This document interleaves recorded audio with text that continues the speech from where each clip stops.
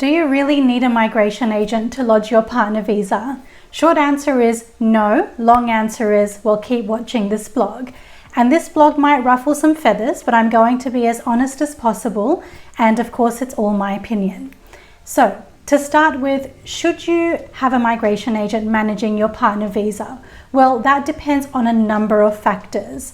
But if you have a relatively straightforward partner visa, then no, you don't necessarily need a migration agent to manage it for you from start to finish. The real question is, are you willing to put in the work? So partner visas take hours and hours of work when it comes to preparation.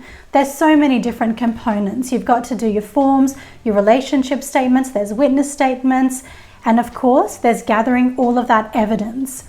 DIYing a partner visa doesn't just mean chucking together 20 or 30 photos, writing some love stories and hoping for the best. There's real work that needs to go into it. So DIYing your partner visa is fine, but you actually need to understand the partner visa criteria.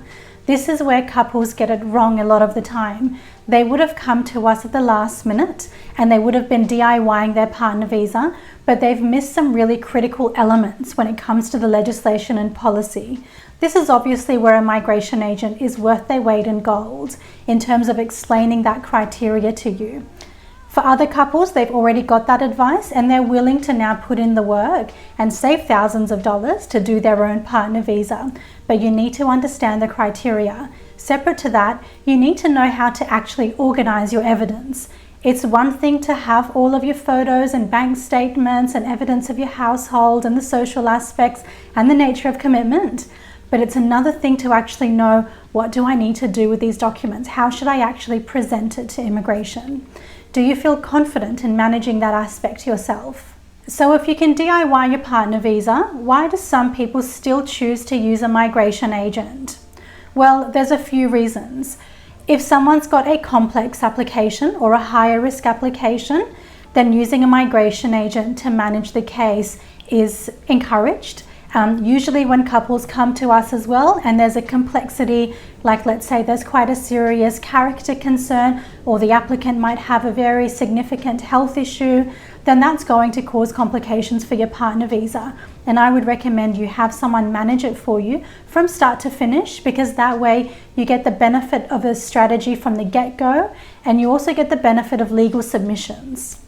Some of the other reasons couples decide to use a migration agent is simply because they're time poor, or they may not want to actually deal with the paperwork, or maybe they're feeling a bit anxious about doing everything correctly.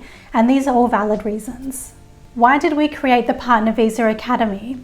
So we wanted to fill the gap in the market where couples didn't necessarily need or want full representation, and they, I'll say it, they wanted to save money, but they still wanted structure, organization, and a professional to review the application before it was lodged. So we decided that we still want to help as many people as we can, and we don't necessarily want budget to be a massive factor there. So we created the Partner Visa Academy, where we could safely help couples put together their own partner visas.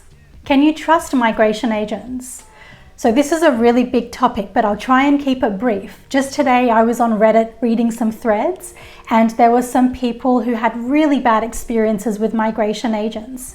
Just like any profession in the world, you're going to have really great migration agents and you might have some not great migration agents. But let me tell you, the good ones are worth their weight in gold again, because they understand the legislation, they understand the policy, and they navigate the process for you. But here are some things to watch out for. So when you're looking for a migration agent to trust, there's a few things you can do. Number one, search their name on the OMARA website. Make sure that they are registered inside Australia. Only registered migration agents and lawyers can give immigration advice. Secondly, what does their website look like? Does it look like it's all been generated by AI? Do they have 100 blog posts that were published within the last 20 days? These are red flags to look out for. Do they have their photograph on the OMARA website? You need to make sure that their name, migration agent registration details, and their photos match who they say they are on their website as well. So, should you hire a migration agent to manage your partner visa? Well, that's the million-dollar question, and that's completely up to you. Think about how much time you have to invest in the process.